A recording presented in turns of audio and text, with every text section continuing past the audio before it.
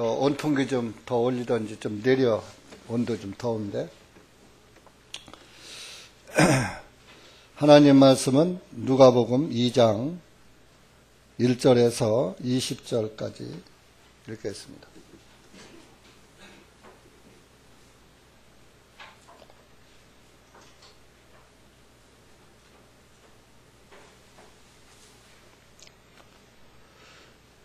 시작.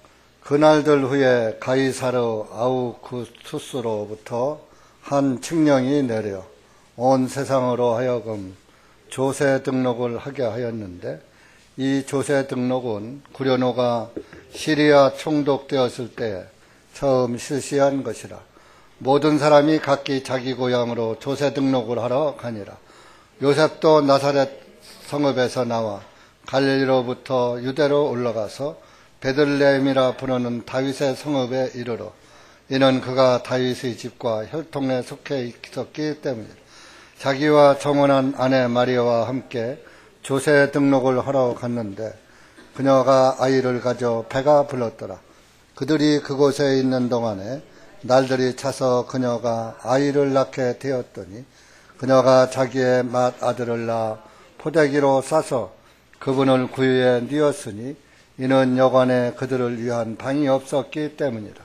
같은 시간에 그 지방의 목자들이 들에 거하면서 밤에 자기 양떼를 지키더니, 보라, 주님의 천사가 그들에게 임하고 주님의 영광이 그들을 두루 비추매 그들이 심히 두려워하므로 그 천사가 그들에게 말하기를, 두려워하지 말라. 보라, 내가 모든 백성에게 미칠 큰 기쁨의 좋은 소식을 너희에게 가져왔나니, 이는 이날 다윗의 성읍에 너희를 위하여 한 구주가 나셨기 때문이니 곧 주님이신 그리스도시니라. 너희가 포대기에 쌓여 구유 안에 누인 그 아기를 보리니 이것이 너희에게 표적이 되리라 하니, 호련히 수많은 하늘의 군대가 그 천사와 함께 있어 하나님을 찬양하여 말씀드리기를, 지극히 높이신 곳에 계신 하나님께 영광이요, 땅 위에서는 평화와 사람들을 향하신 선하신 뜻이로다 하니라. 그 일 후에 그 천사가 그들을 떠나 하늘로 가니, 목자들이 서로 말하기를, 이제 우리가 베들레헴까지 가서 주님께서 우리에게 알려주신 바 곧 일어난 일을 보자 하고, 그들이 서둘러 와서 마리아와 요셉과 그리고 구유 안에 뉘어 계시는 그 아기를 보았더라. 그들이 이 일을 보고 두 천사가 이 아기에 관하여 그들에게 하였던 말을 널리 알렸더니, 그 말을 듣는 모든 자가 목자들이 그들에게 전한 그 일들에 대해서 논라니라. 그러나 마리아는 이 모든 일들을 자기 마음속에 간직하고 깊이 생각하니라. 목자들이 듣고 본 모든 것들이 자기들에게 전하여진 것과 같으므로 하나님께 영광을 돌리고 찬양하며 돌아갔더라.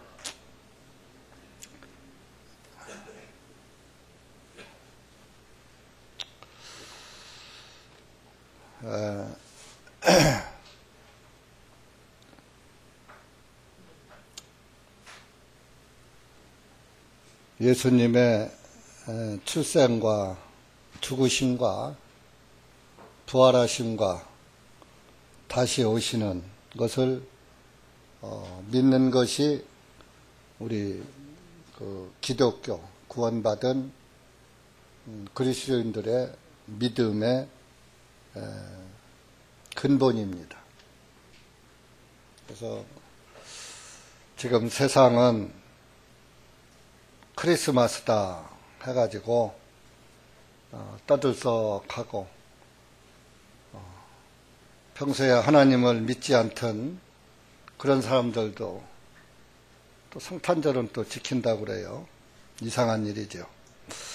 그래서 우리가 예수 그리스도의 그 탄생에 대해서 알고 있지만은, 우리가 믿는 그 근본이, 강령이 예수 그리스도의 오심과 죽으심과 부활하심과 다시 오시는 것, 그것을 믿는 것이 우리의 근본이기 때문에 내가 다시 한번 예수님의 탄생에 대해서 또 다시 한번 되짚어 보면서 그분이 안 오셨다면 나는 어떻게 되었을 것인가. 한번 또 그런 것도 생각해 보는 그런 시간이 되시기 위해서 예수님의 출생에 대한 말씀을 폈습니다. 여러분들 해마다 아이고 이때만 되면은 꼭 크리스마스 때만 되면 똑같은 말씀이야. 부활절 때만 되면 또 똑같은 말씀이야. 그런 그 생각을 하는 사람들도 있을 수 있어요. 근데 그것은 잘못된 생각이에요. 성경에서 가르치는 것이 무엇입니까? 예수 그리스도에 관한 말씀밖에, 구원에 관한 말씀밖에 다른 것은 아무것도 없는데, 예수님의 탄생에 대해서 얘기하는 것이 듣기 싫다면 그 신앙은 이상한 신앙입니다. 성경은 지식의 책이 아니고 영의 책입니다. 영으로 여러분들이 말씀을 받아들이셔야지 돼요. 지식으로 받아들이면 지겨워서 못 들어요. 늘 같은 말씀이니까. 예수님 말씀 구원밖에 더 있어요? 세상 교회들은 축복방망이라도 하나 만들어가지고 두드려 패니까 축복받으려고 다니지만, 우리 교회는 축복을 주는데 그런 못 가져갈 축복, 썩어질 축복을 주는 게 아니라 영원한 축복, 썩지 않는 축복, 가져갈 수 있는 축복을 여러분들에게 주는 거예요. 여러분들이 그걸 알아야지 무슨 그냥 짧은 자기 소견만 가지고. 여러분들 다이아몬드 반지가 있든 금 반지가 있든 만지고 보면 볼수록 좋아요. 보면 볼수록 보기 싫어요. 내 누구 주고 싶어요? 내 던지고 싶어요?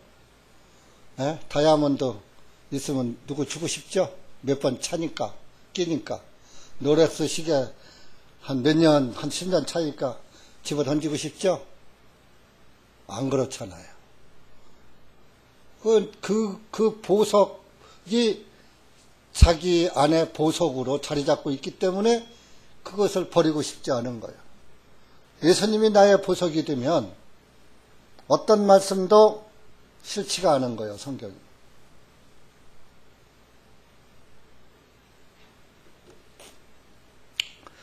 그래서 여러분들이 예수님의 출생이 하루아침에 그냥 인간들의 출생처럼 하룻밤 풋사랑으로 이루어지는, 출생되는 그런 출생이 아니에요.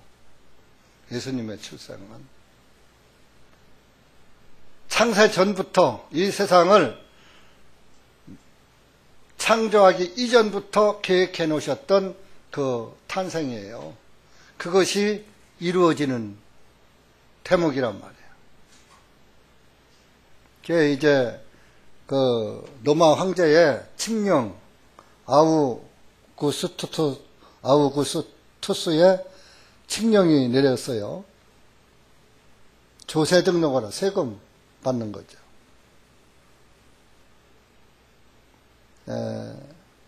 우리나라도 그 세금 내는 기간이 딱 정해져 있잖아요.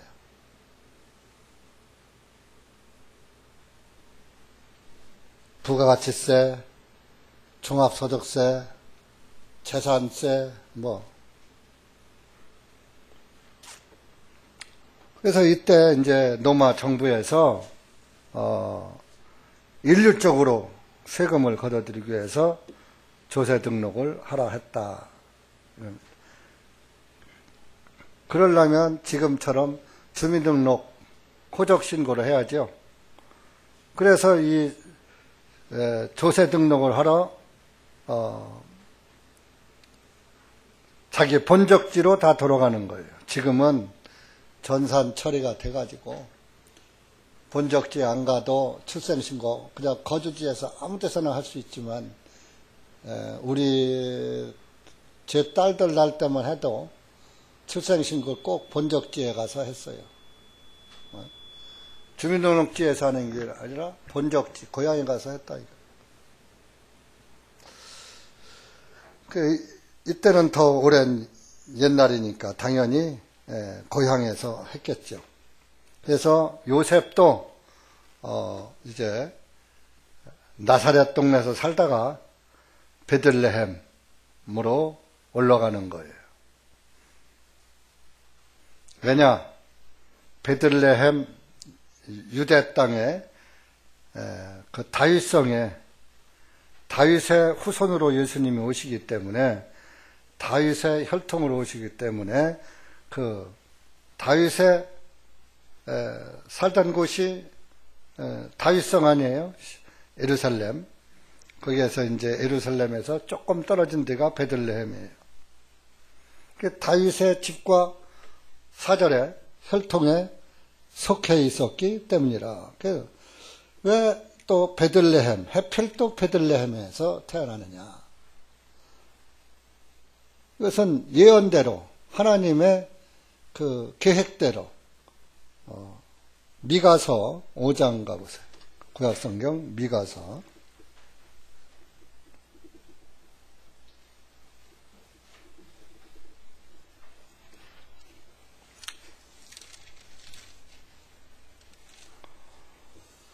미가서 5장 2절 보세요. 구약성경 1141페이지입니다.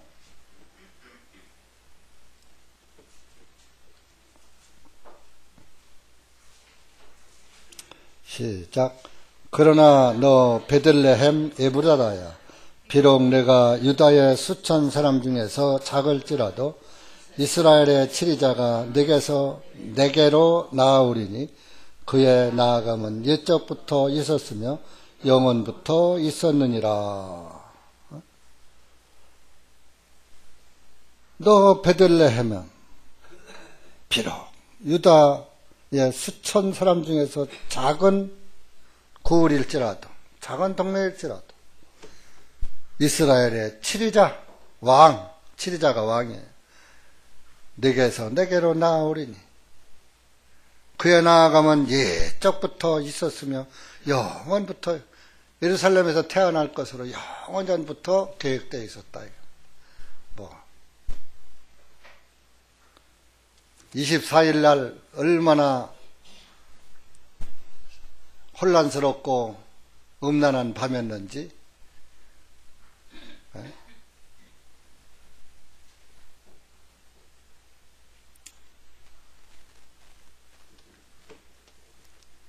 크리스마스 베이비가 탄생하잖아요. 그건 하룻밤에 즉흥적으로 일어나는 거예요. 근데 예수님은 그런 게 아니에요. 아까도 말했죠. 영원 전부터 저와 여러분을 구원하기 위해서, 먼 날에 태어날 저와 여러분을 구원하시기 위해서 하나님은 계획해 놓으신 거예요. 그 계획에 의해서 베들레헴 땅으로 오신 거예요. 베들 집입니다. 네헴 빵입니다. 빵집이란. 이스라엘은 빵이 주식이요, 빵이. 우리나라는 밥이지만. 그래서 우리가 밥을 안 먹으면 죽잖아요. 빵은 생명의 빵이에요. 먹지 않으면 죽어요. 밥도 생명의 밥이에요. 밥만 먹으면 죽어요. 그래서 영적인 음식, 영적인 빵이 예수님이란 말이에요. 우리의 생명의 빵. 그래서 베들레헴 빵집이라는 이름을 가진 그 성읍으로 오신 거예요. 마태복음 2장 5절도 가보세요.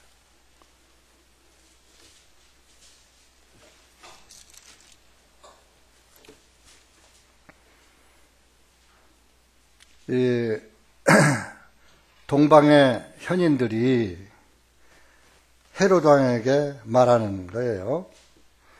야, 그분이 태어났다. 어딘지 알아봐라. 어디서 태어난다고 했느냐 물으니까 동방의 현인들이 대답하는 거예요. 5절 6절 시작. 그들이 그에게 말하되 유다의 베들레헴 이오니 이는 선지자를 통하여 이렇게 기록된 바 유다 땅 베들레헴아 너는 유다의 통치자들 가운데 가장 작지 아니하니 이는 내게서 한 다스리는 자가 나와 내 백성 이스라엘을 다스릴 것임이라 하였기 때문이다 하며 이렇게 지금 이 동방 아라비아 이스라엘 동방이에요. 뭐 동방이라 그러니까 한국도 이스라엘에서 동방이긴 하지만 한국 사람이 간 게 아니에요. 많은 목사들이 동방하니까 동방 해 뜨는 곳이다 이렇게. 우리나라 대한민국의 극동 지역에 있잖아요. 극동 동쪽 한국이다 있다고 소리를 하는데 참 근시안적이고 모르는 소리죠. 이스라엘에서 동쪽을 말하는 거예요. 아라비아 쪽. 그 사람들이 현인이요, 현인. 개혁성경은 동방 박사라고 나오죠. 박사요. 성경을 쫙 꿰뚫은 사람들이에요. 그러니까 이스라엘 사람이 아닐지라도 그 성경을 연구를 하다 보니까 이렇게 그 베들레헴의 땅으로 이스라엘을 다스릴 왕이 오신다 하는 말씀이 있단 말이에요. 그 말씀을 믿고 이들이 예수님 출생 때에 한 별을 보고 없던 별이 탁 나타나서 그 별이 신기하다. 저거 한번 따라가 보다. 예수님의 예언과 딱 맞춰서 그렇게 나오니까 그래서 그 따라온 거예요. 별을 보고. 옛날 사람들은 이 천문도 다 천문 지리를 배워요. 뭐 나침판 이런 게 없잖아요. 우리 옛날 어렸을 때도 북쪽이 어딘가 뭐 나침판이 어디 있어요. 뭐 학교에서 배우긴 했지만 없었죠. 그 북두칠성 있는데 북쪽 새벽에 샛별이 떠요. 새벽 동쪽.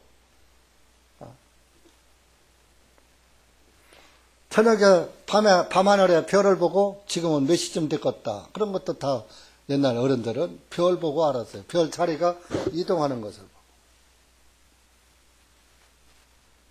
별을 보고 올해는 풍년 들겠다, 흉년 들겠다, 가물 걷다, 비가 많이 오겠다. 뭐 어른들 그렇게 다 알았어요.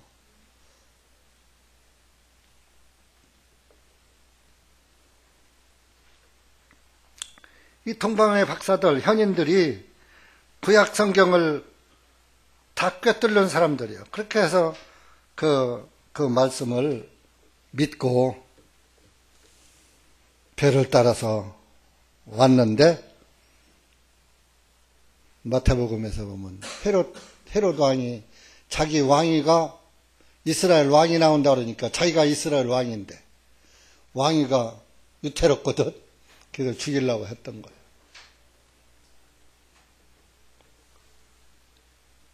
베들레헴 땅에서 나올 것이 이렇게 미가서에 예언되어 있고 예수님도 요한복음에도 이제 인용했어요. 요한복음 7장 가보세요.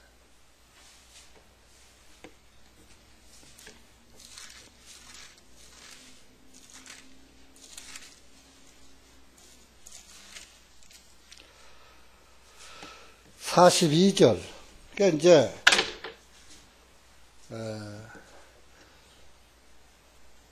예수님이나 예수님의 제자들이나 선지자들 다 사도들 다 성경을 인용했어요. 자기 말을 안 해요. 오늘날도 참 목사님들은 성경을 인용해서 성경을 풀어서 영적 설교를 하는 거예요.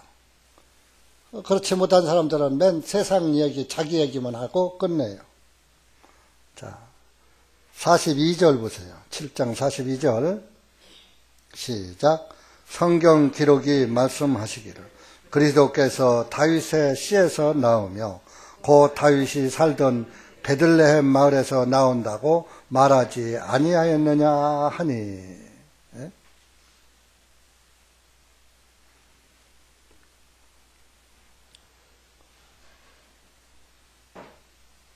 성경 기록이 말씀하시기를.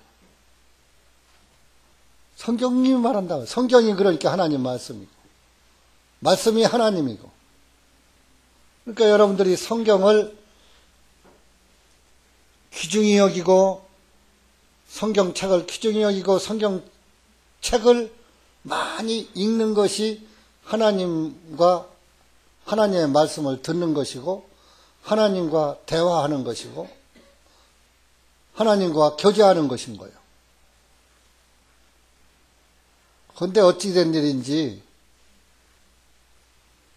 저 몰래 성경들 감춰놓고 다니는 사람도 있고, 안 가지고 다니고, 가지고 다녀도 보지도 않고, 그러면서 구원받았다고 다 하나님이 어떻게 그런 분들을 어떻게 생각하겠어요? 네가 진짜 날 믿냐? 진짜 네가 나와 동행하느냐? 내 말을 네 뒤로 던지고 성경 집어던지고 갖다 집어던지고 그 다음 주에 와서 펴보고 너 말씀의 자녀 맞냐? 말씀의 씨로 태어난 게 맞냐?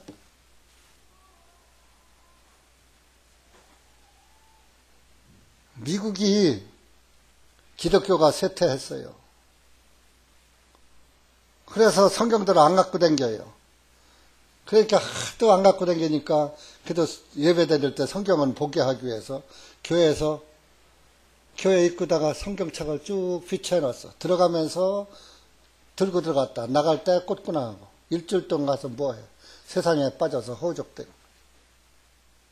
기독교가 병들고 교회가 퇴폐해가는 거지. 지금 우리나라가 좀 그래요. 배부르고 등 더우니까.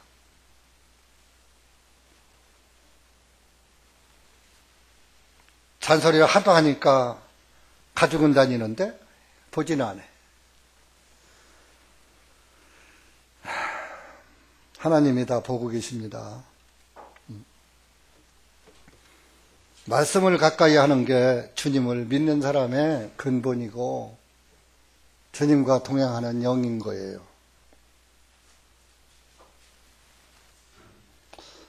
그러니까 예수님은 베들레헴 땅에 오시는데 성경 기록대로 왔다.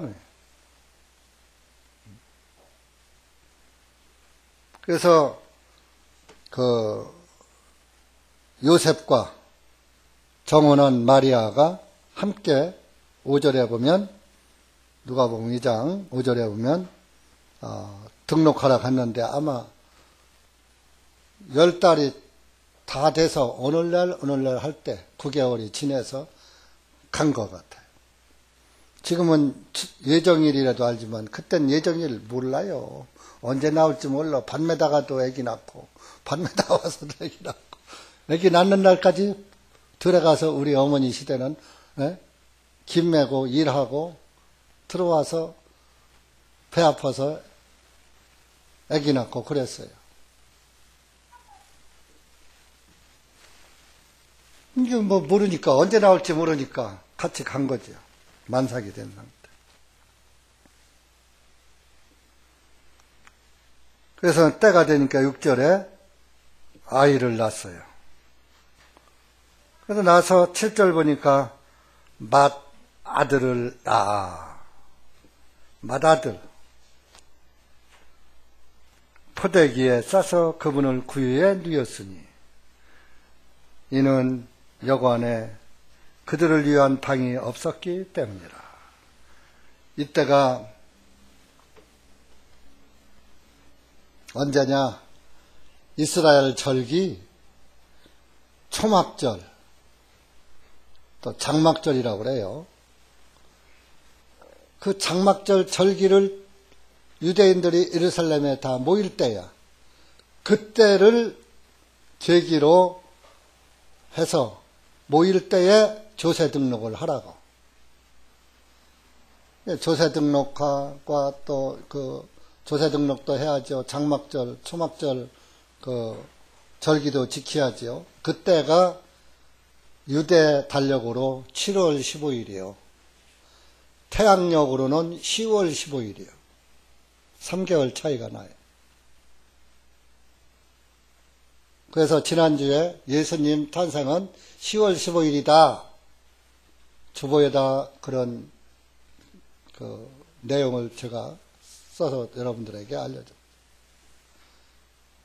장막절, 초막절, 초막은 풀로 지은 집이란 말이에요. 그러니까 하나님이 높고 높은 곳에 계시던 그 귀하신 금 같은 신성을 가진 하나님께서 이 육신의 장막을 입고 오신 거예요. 사람의 모양. 초막 같은 초라한 모습. 풀집은 초막에 사는 사람들은 일반 아주 가난한 사람이고 옛날 기와집에 사는 사람들은 부자였어요. 그죠? 우리 어렸을 때만 해도 부잣집은 기와집이었어요. 우리 시골에 오천복내라고 있었는데 기와집이 99칸이야. 그래서 99칸 집이야. 100칸을 못 지어요. 왜? 임금이 사는 집만 100칸 이상 짓게 돼 있어. 100칸 이상 지면은 법에 걸려 왕에 대한 나도 왕이다 하는 그런 자기를 높이는 것이 돼 영모가 되는 거예요. 그래서 99칸 최고로 일반 개인이 짓는 건 99칸 이상을 못 짓게 돼 있어요. 그래서 99칸 집이 있어요. 지금도 있어요. 근데 많이 개조되고 했는데 아직도 그 본관은 있는 걸로 알아요. 그래서 그 보잘것없는 아주 초가집, 무너져 내리는 초가집 같은 그런 초막 같은 모습으로 오신 분이 예수님이에요. 초막절을 구약의 초막절 절기를 이루신 분이요. 초막절 절기를. 구약의 7절기는 다 예수님의 모형과 그림자예요. 6월절 양, 구원, 그죠? 출애굽기. 무교절, 누룩 없는 기간, 누룩 없는 빵을 먹는 기간. 죄 없으신 예수님. 오순절, 그걸 초실절이라고 그래요. 초실절. 첫 열매, 성령으로, 성령의 첫 열매로 오순절 성령이 임한 거예요. 그렇게 구약에, 그리고 속죄절, 장막절, 화목절, 화목제, 이런 것들이 다 예수님이 빠지고서는 그 절기가 설명이 안 되는 거예요. 그래서 초막절, 장막절 절기를 성취하러 오신 분이 예수님이란 말이에요.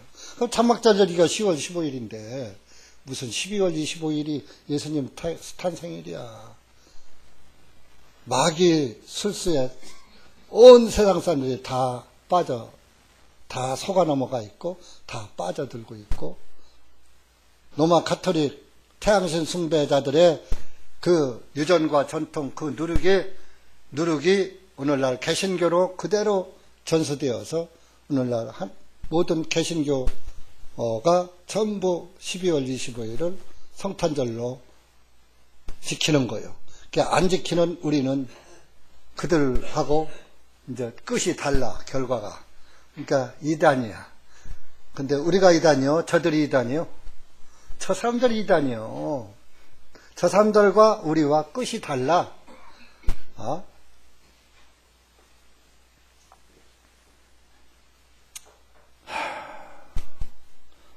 그렇게 해서 포대기에다 싸서 뉘었다. 그럼 구유에 넣었다 이겁니다. 우리가 이 구유에 누인 아기 예수를 누인 것에 대해서도 한번 생각해 봐야 돼. 만약에 그 구유 안에 사료가 꽉 차 있어. 이때는 사료가 아니고 여물이겠죠? 옛날에 여물이라 그랬어요. 예. 여물이 꽉 차 있어. 애기 닐 수 있어요, 없어요? 여물이 알고 무언가 꽉 차 있어. 애기 닐 수 있어요, 없어요? 못 넣는 거예요. 남이 마구땅 빌렸다가 구유에 소나 양, 염소 먹을 사료를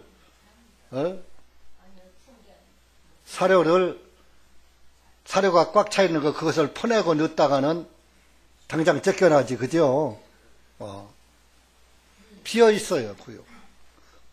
비어 있기 때문에 아기 예수를, 거기가 아늑하잖아요. 구유가 푹 파였으니까. 그러니까 빈 구유에 누일 수 있었던 거예요. 거기에도 영적인 진리가 들어있어요. 여러분들의 마음 상태가 빈 구유가 되어야지 되는 거예요.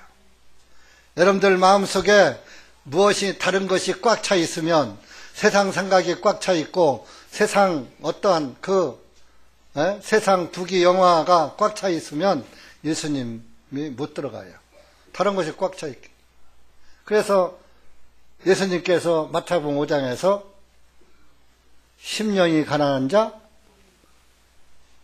저주받는다 그랬죠? 세상에서는 가난한 자는 복을 못 받는 거예요. 그런데 예수님께서는 심령이 가난한 자 복이 있나니. 이 심령이 가난한 것은 내 마음에 다른 아무것도 없다는 얘기예요. 빈 심령이라 이러니. 여러분들 마음속에 다른 것이 비어 있어야 구원을 받아요. 예수님이 내 마음에 들어와. 나를 비우지 않으면, 내 자아를 비우지 않고, 자존심을 비우지 않고, 내 자랑, 명예, 이런 것들을 비우지 않으면은 예수님이 들어오질 못해. 다른 것이 꽉 차 있는, 들어갈 구석이 있어야 들어가지. 맹자에 그런 말이 있어요. 신불제언이면 마음에 있지 아니하면 시불견이요 보아도 보이지 않고 청이불문이요 들어도 들리지 않고 시기부지기민이라 먹어도 그 맛을 알지 못하느니라. 근데 마음에 없으면 보아도 저게 보는 건지 마는 건지 본뚱만뚱하지, 그죠? 들어도 누가 뭐라고 해도 상대방 말하는데 마음을 안 두면은 너는 짓거려라 나는 듣는다. 그러죠? 마음에 없으면 먹어도 이게 무슨 맛인지 몰라. 무슨 근심걱정거리가 콱 쌓여봐. 밥만 나요, 안 나요? 안 나잖아요. 마음에 없기 때문에. 마음은 딴 데가 있기 때문에. 지금 여러분들도 마음이 딴 데가 있으면 제가 아무리 주옥 같은 말을 하진 못하지만 한다고 한들 아무것도 안 들려오는 거예요. 이 구유에 예수님을 누웠다. 여러분들 마음의 구유에 예수님이 들어와야 되는 거예요. 다 아기 예수가 들어오는 게 아니고 예수란 뜻은 구원자가 들어와야 된다 이런 얘기입니다.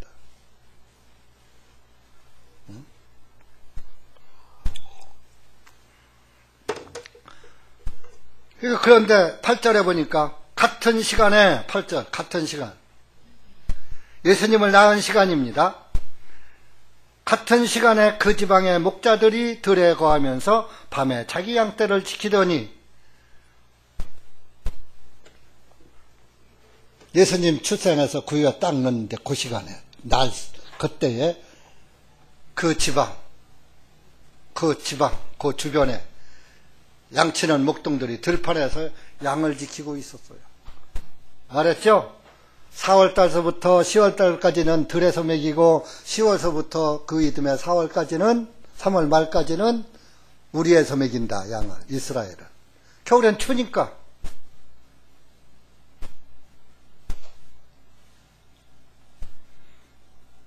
그러면 양치는 목동들이 들판에 있을 때니까 12월 달이겠어요?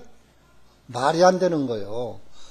그럼 목사들이 이것만 깨달아도 12월 25일은 예수님 출생할 때가 아니네? 지금 제가 옛날에 이제 목회 안 할 때 구원받고 처음에 이제 12월 25일이 성탄절이 아니다. 예수님 출생이 아니라. 어떤 사람이 그래요. 이스라엘은 지역에 따라서 날씨가 다르지요. 그러더라고. 그래서 또 그러니까 그 얘기 들으니까 또 그렇다고도 싶더라고. 그래서 찍소리 못한 적이 있어요. 그땐 신학도 안 했을 때고 구원만 갓 받아가지고 어린아이 시절에. 그래서 제가 이스라엘 갔을 때 11월 중순에 갔거든요. 내 기억은 11월 18일 날 갔어요. 가서 한 9박 10일을 하고 왔는데 들판에 양은 없었어요. 진눈깨비가 오고 그날 저녁에 눈이 오더라고. 무슨 11월 달도 그런데 12월 25일에. 그러나 때에 따라서 이스라엘 땅에서 꽃이 핀 데도 있더라고. 그렇지만 들판에 양은 없어. 다 우리에 들어가 있어. 근데 이제 대낮에 따뜻할 때는 목동들이 끌고 나와서 풀을 뜯어 먹이는 건 봤어요. 그건 낮에야. 밤이 아니야. 밤에는 없어.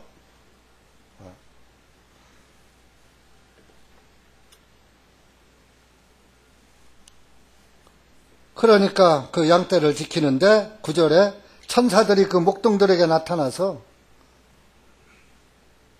나타나니까 하나님의 영광이 그 목동들을 두루 비추매 그들이 심히 두려워하므로. 천사들이 딱 나타나면서 하나님의 영광이 딱 나타나니까 빛만 보고도 막 벌벌 떠는 거야.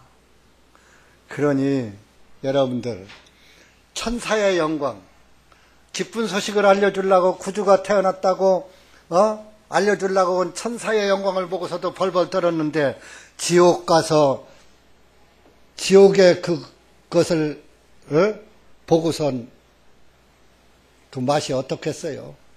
하나님의 진노의 심판대 앞에 설 때는 얼마나 무섭겠어요? 마태복음 17장에 보면 변화산 사건에서 그 하나님 예수님의 옷이 해와 같이 빛나더라. 그 빛나는 그 영광을 보고서도 베드로와 요한과 야고보가 엎드려서 눈을 못 들었어요. 고개를 못 들었어요. 그건 심판도 아닌 심판의 빛도 아닌데 여러분들이 구원을 받지 않고 진노의 심판 앞에 설 때는 뼈도 안 남아날 거예요. 아마 전부 스스로 녹아 없어질 거예요. 구원받은 사람은 그렇지 반대지요. 구원받은 사람은 주님 앞에 설 때 오냐 잘 왔다 어서 오너라. 아바 아버지 하면서 달려라. 부자 상봉 부녀 상봉이 이루어지는 거예요. 이런 구원을 안 받고 살다가 지옥 가요. 왜?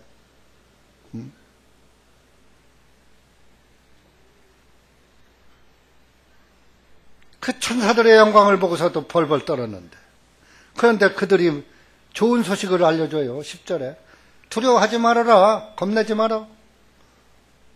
내가 모든 백성에게 미칠 큰 기쁨의 좋은 소식을 너희에게 가져왔다. 좋은 소식 전해왔다. 뭐냐?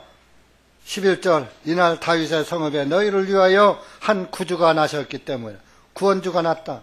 곧 주님이신 그리스도시니라. 예수님이다 이겁니다. 창세기에서도 창세기 49장 10절 가보세요. 창세기에서도 예언되어 있는 거. 창세기에서부터 물론 다 된 거지만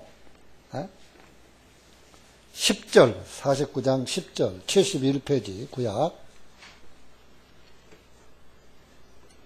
10절 시작. 실로께서 오실 때까지 홀이 유다에게서 떠나지 아니할 것이며 이 법자가 그의 발사에서 떠나지 아니하리니 그의 백성이 모이리로다. 11절 그의 나귀 새끼를 포도나무에 매고 자기 나귀의 어린 수컷을 정선한 포도나무에 매므로써 그는 포도즙에 그의 옷을 빨고 포도 열매들의 피로 그의 의복을 빨았도다. 12절 그의 두 눈은 포도즙으로 인하여 붉을 것이며 그의 이는 젖으로 희게 되리라. 예수님에 대한 다 예언이에요. 실로께서 오실 때까지. 예수님이 실로요. 실로가 평화라는 얘기예요. 홀이 유다에게 떠나지. 홀은 왕이 가지고 있는 걸 홀이라고 그래요. 떠나지 아니할 것이며 그에게로 모든 백성이 모일 것이다. 그런 이 구주가 이스라엘 땅에 이 창세기 49장의 말씀을 이루기 위해서 예수님이 태어나셨습니다. 이사야 9장 가보세요.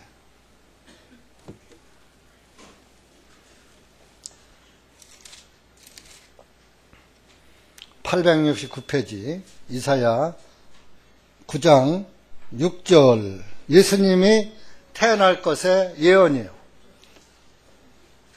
예수님 태어나기 740년 전에 선지자가 이사야인데 이사야 740년 전에 예언해 놓은 거예요. 6절 시작.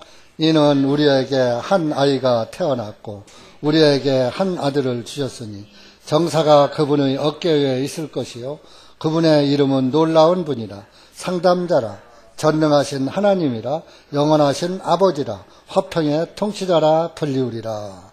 자 보세요. 6절에 이게 한 아이가 태어났는데 그분이 누구냐? 그분의 이름은 놀라운 분이요 기적의 하나님이고 상담자 우리의 모든 것을 해결해 준 상담자 전능하신 하나님이라. 이 아이가 전능하신 하나님이라. 아기 예수님이 하나님이라는 얘기예요. 전능하신 하나님이라. 영원하신 아버지라. 이 아기가 영원하신 아버지라는 거 아기 예수님.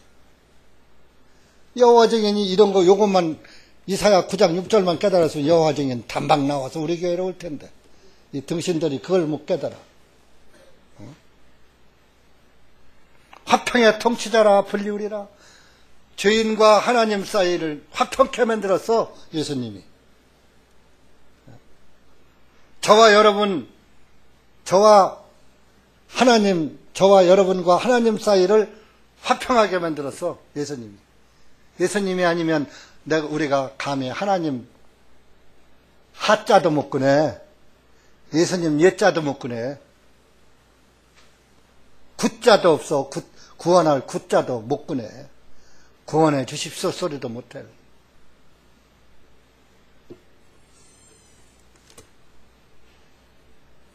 이런 분이 나셨다고 천사들이 알려준 거요. 그러면서 너희가 그곳으로 빨리 가보면은 포대기에 싸서 구유 안에 넣인 아기를 보리니 이것이 너희에게 표적. 가서 보면은 이것이 너희에게 큰 표적이 될 것이다.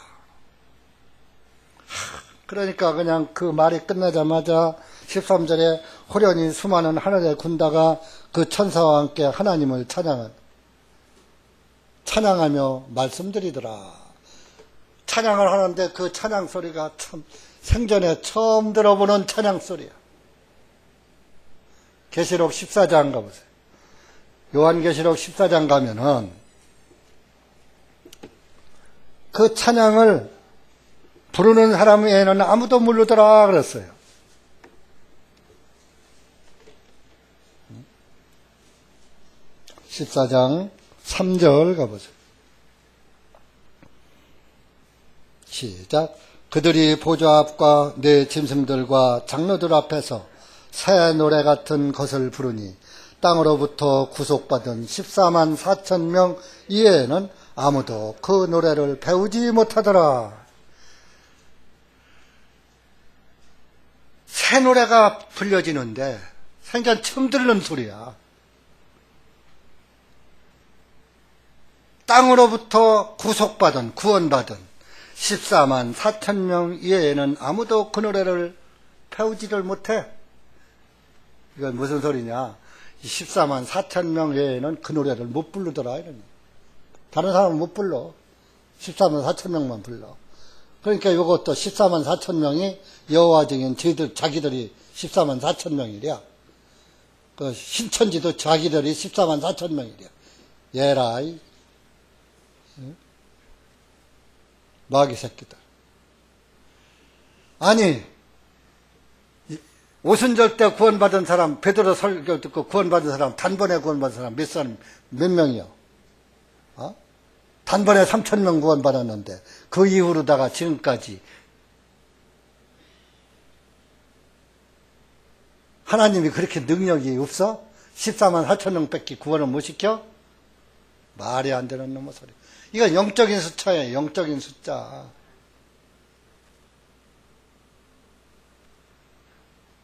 열두 지파 12,000 다 영적인 숫자예요. 그것을 곱하면 14만 4천이에요. 12지파야 12,000씩. 아마 내가 알기로는 뭐 대전에 뭐 신천지도 뭐 10,000명이 넘었다 소리 들은데 몇 년 됐거든요.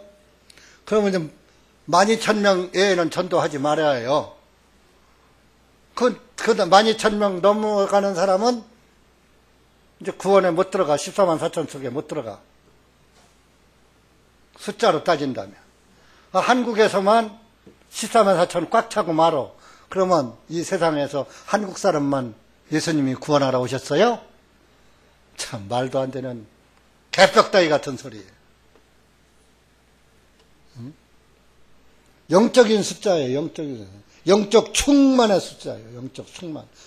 그래서 큰 무리로 나오는 거예요. 계시록에 큰 무리, 많은 무리들, 셀 수 없는 무리들. 구원받은 사람의 숫자가 얼마나 많은지 셀 수가 없더라. 그래. 그러니까 새 노래를 부르는데 그것을 구원받은 사람 외에는 그 찬송을 못 불러. 여러분들 예배당에서 우리가 찬송 부를 때 구원받은 사람의 찬송만 주님이 받으시는 거예요. 여러분들이 암만 찬송 이쁘게 잘 불러도 목소리 좋고 꾀꼬리가 뭐 은장반에 옥구슬같이 부른다 하더라도 구원 안 받은 사람의 찬송 하나님 안 받으셔요. 그런데 이 한 목사처럼 찬송 못해도 복음이 확실하면 그 찬송 들으시는 분이에요. 아멘? 아이고 목사님 찬송 못하니까 또 그런다. 찬송은 구원받은 이후에 감사로 부르는 게 찬송이에요.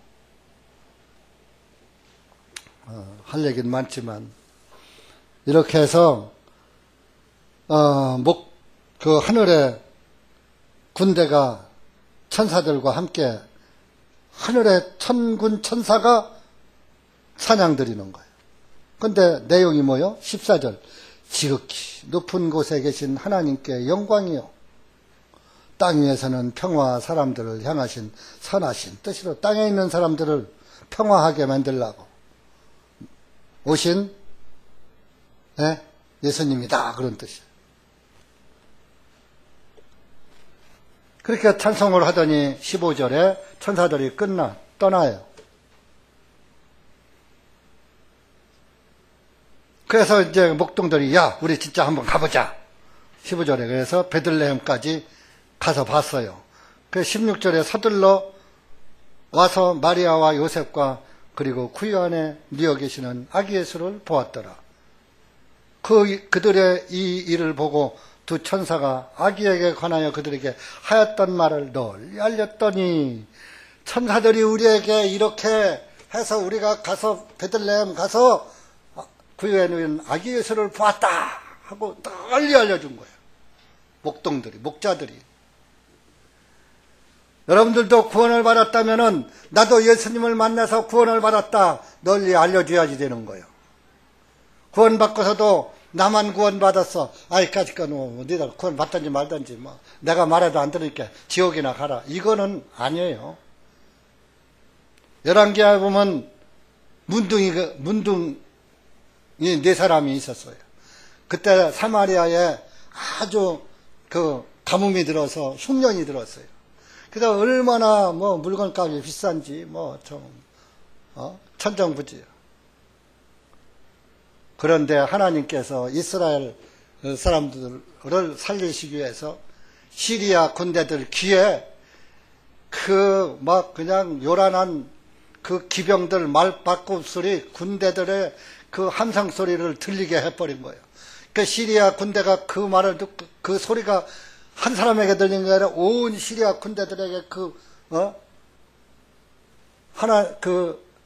말바꿈 소리와 그 그냥 많은 군대들의 그 함성 소리가 들려오니까, 이야, 이스라엘이 저 이집트와 막 그 주변 국가들과 동맹을 맺어갖고 우리를 치러 오나 보다, 도망가자 하고 그냥 도망가 버렸어. 모든 걸 다 놔두고. 그런데 네 문둥이가 있었는데, 야, 이거 저 시리아 군대들 있는데 가면 먹을 것 잔뜩 하는데 우리 사마리아 땅에 있으면 먹을 것도 하나도 없고 이제 굶어 죽어.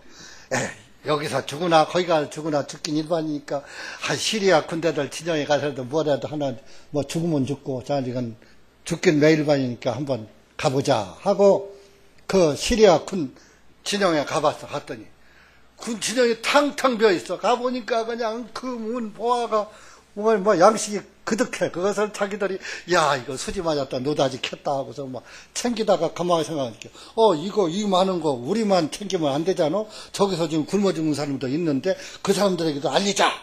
그래가지고 그 문둥이들이 가서 알려줘 갖고 이스라엘 사람들 다 가서 그거 전부 노획물을 구해서 실컷 먹고 흉년을 면한 그 기록이 열왕기하 7장에 나와요. 여러분들 이 문둥이도 가서 그렇게 많은 금은보화를 발견하고 자기 민족들의 굶어 죽는 것을 그냥 놔두면 안 된다 하고 알려서 자기 민족을 구원했는데, 여러분들은 문둥이 아니에요? 그 네 문둥이가 여러분들이요. 바로 문둥이가 죄인의 대명사요. 영적 문둥이가 죄인이요. 죄인이 영적으로 문둥이에요. 문둥병은 아프질 않아요. 감각이 없어요. 그런데 살이 썩어 들어가요. 여러분들이 죄를 져도 감각이 없어. 하나님 앞에 죄를 짓고서도 죄를 짓는 줄도 모르고 그냥 감각 없이 살아가는 것이 우리 죄인들의 현 주소예요. 네? 그런 사람이 우리가 지금 그런 문둥이 같은 저와 여러분이 구원받았어요. 그러면 구원받았으면 이 문둥이도 가서 전해줬는데 여러분 문둥이들도 전해줘야지. 맞잖아요. 이 들에 치는 양치는 목동들도 전해졌어요. 구중환하셨다고. 그래서 여러분들은 이제 목동이 아니고 이제 하나님 교회에 구원받은 그리스도인들 하나님의 아들, 딸들이에요. 아들, 딸이면 당연히 예수 그리스도의 복음을 기쁜 소식을 전해줘야죠. 기쁘다 구주 오셨네. 왜 오셨느냐? 우리의 속죄를 이루게 오셨다 하고 그 기쁜 소식, 굿 뉴스를 전해줘야지. 왜 여러분들은 입 꼭 다물고 전도도 마고 자기가 못하는 게 아니라 전도를 막기까지 해요. 심지어.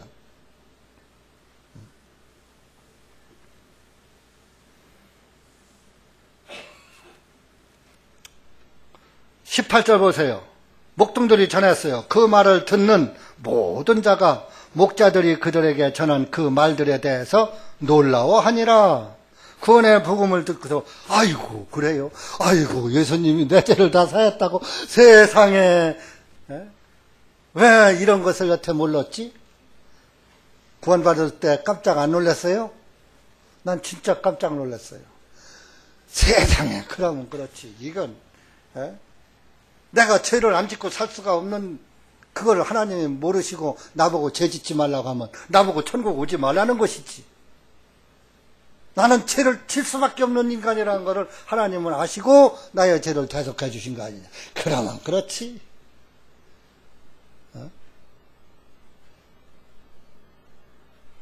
구원의 복음을 들으면 깜짝 놀라는 거요.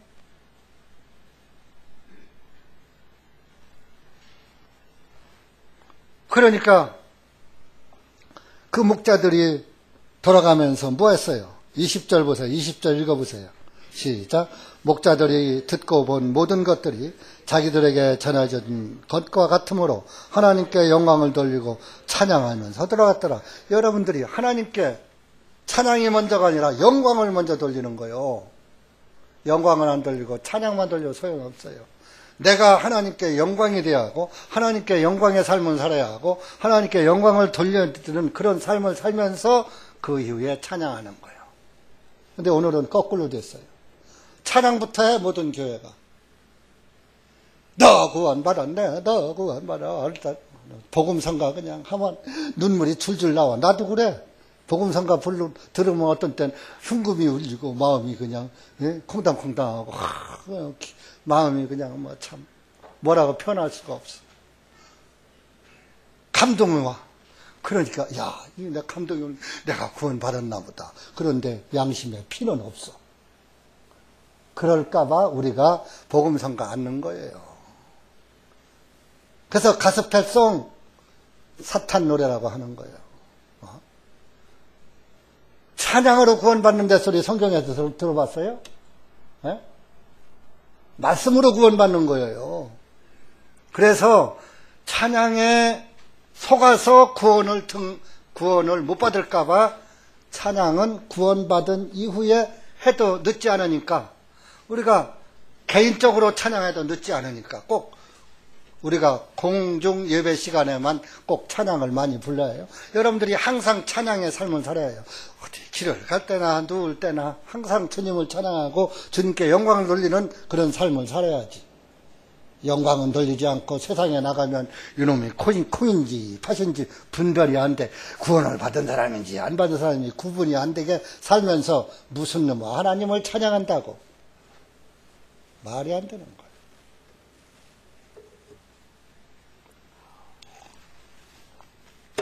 그래서 이렇게 목동들은 정말 그 현실을 보고 깨닫고 참 놀라워하고 또 모든 사람들에게 알려주고 모든 사람들이 그들의 말을 듣고 사실이네.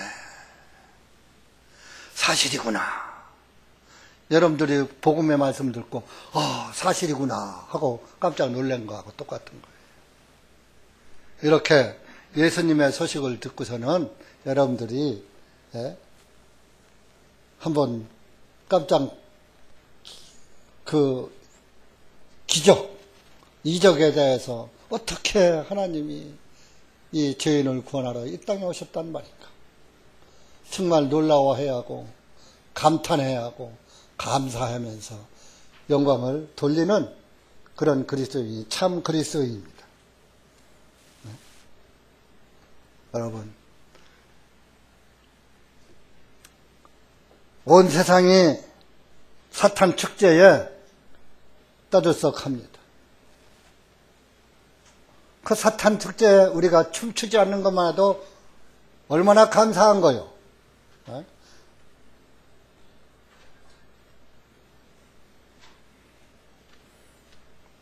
여러분들이 정말 복 중에 복을 받은 거요. 구원받은 것이 복 중에 복인데 구원받은 이후에 사탄의 누룩에 사탄의 꼭두각시가 되지 않고 주님의 종으로 이렇게 거룩하게 살아갈 수 있는 믿음을 지킬 수 있는 게 얼마나 큰 복입니까? 그 육신의 자잘부레한 것 가지고 시하라 비하라 하지 말고 큰 구원을 가지고 주님께 영광 돌리는 우리 형제 자매님들 되시기 바랍니다. 기도합시다. 은혜의 주님 감사합니다. 오늘 이렇게 우리가 누가복음 2장 말씀을 통해서 주님의 오심과 또 주님의 오심이 어떠한 그런 그 인간들의 감정처럼 이렇게 오신 것이 아니라 하나님의 구원의 계획 가운데 주님이 오셨고 또 주님이 우리를 위해서 구원의 사업을 이루시고 지금은 이제 하늘보좌 우편에 앉아 계시고 있는 줄 압니다.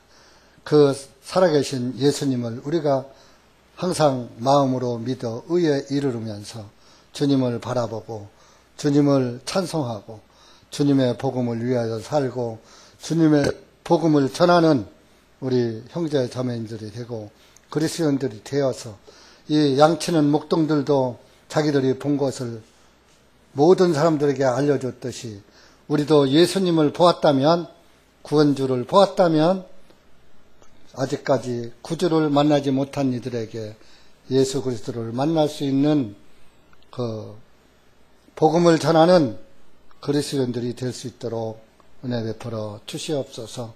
그리고 우리를 사탄의 누룩에서 깨어나게 하시고 사탄의 누룩에 취하지 않도록 이렇게 정결한 신부로 단장할 수 있도록 은혜 베풀어 주신 주님께 다시 한번 감사를 드립니다. 오늘 이렇게 모처럼 오랜만에 교회를 찾은 한상덕 형제, 주님께서 사랑하는 형제인 줄 압니다. 세상에 빠져서 주님의 교회를 등지고 삽니다. 이제부터라도 주님 앞에 돌아와서 주님께 영광이 되고 본인에게도 영광이 되는 그런 복된 삶을 살 수 있도록 은혜 베풀어 주시옵소서. 오늘도 미참한 발걸음이 많습니다. 그들 주님께서 더욱 불쌍히 여기시고 긍휼을 깨닫게 하시고 은혜를 깨닫게 하셔서 더욱더 주님께 감사하며 찬송하며 달려나오는 그런 영혼들이 될 수 있도록 은혜 베풀어 주시옵소서. 예수님의 이름으로 기도하옵나이다. 아멘.